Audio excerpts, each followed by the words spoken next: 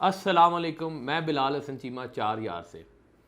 आज मैं चंद एक सवालात करना चाहूँगा अपने जो अल्हम्दुलिल्लाह हमारे पॉलिटिशियन से, हमारी गवर्नमेंट से, हमारे मोस्ट रिस्पेक्टेबल वज़ीर आज़म शहबाज शरीफ साहब से और हमारे ex prime minister Imran Khan साहब से और एक्स प्रेसिडेंट जरदारी साहब से और जितने भी लोग गवर्नमेंट्स बनने में, बनाने में या किसी भी तरीके से इन्वॉल्व होते हैं हमारी गवर्नमेंट्स में, पाकिस्तान की तरक्की के लिए जो अपनी मेहनत करते हैं, उनके लिए मेरे चंद एक सवालात हैं और गुजारिशात हैं। बल्कि सबसे पहले तो मैं शहबाज शरीफ साहब का इस डिसीजन पे उनका शुक्रिया अदा करता हूँ कि उन्होंने पेट्रोलियम मसनूआत, जैसे पेट्रोल बेसिकली आपको पता होगा, कोई भी 17 स्केल का, 17 स्केल का आदमी जो गवर्नमेंट में है उसको पेट्रोल के अलाउंस मिलना शुरू हो जाता है, उसको होम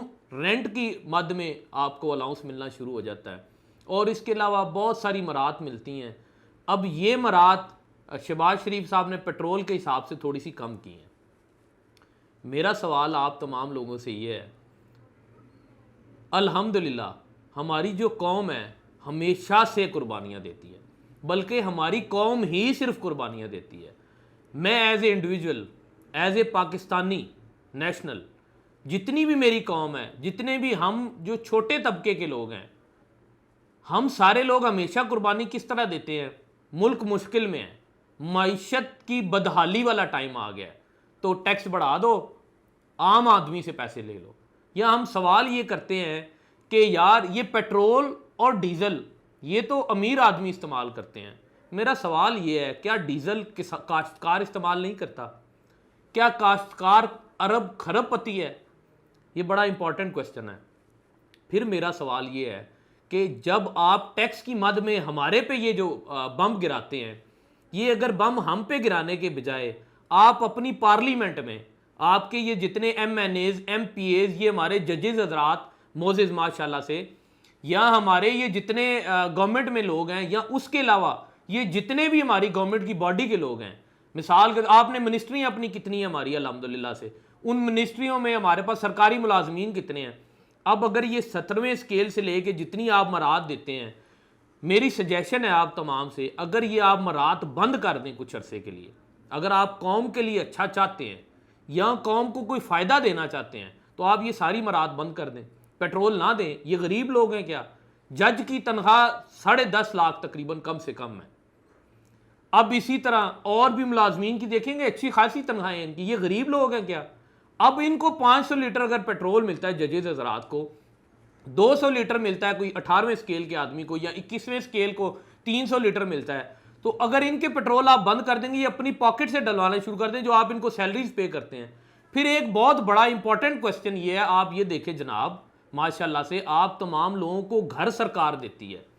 अब आपको ना सिर्फ घर सरकार देती है, बल्कि उस घर का बिजली का बिल भी सरकार देती है। फिर बिजली का बिल भी सरकार सिर्फ नहीं देती, आपका पेट्रोल भी सरकार देती है। फिर मज़े की बात, आपको उसका किराया भी सरकार देती है। तो यार खुदा का वास्ता है, अगर आप कौम के साथ थोड़े से भी आप लॉयल हैं, आप समझते हैं कि आप पाकिस्तान के हक में कुछ बेहतर करना चाहते हैं, तो आप बराए मेहरबानी ये जो एटम बम अवाम पे गिराते हैं, थोड़ा सा अपने आप पे भी गिराएं। आप ये मराहत लेनी बंद करें जब तक आपकी मईशत स्टेबल नहीं हो जाती। आपके साथ हर बंदा खड़ा है, मैं बताऊं गारंटी से, मैं गारंटी से कहता हूं हर बंदा आपके लिए स्टैंड करेगा। आपके लिए हम टैक्स भी ज़्यादा देने के लिए तैयार हैं, लेकिन अगर आपकी चीज़ें सही नहीं होती तो।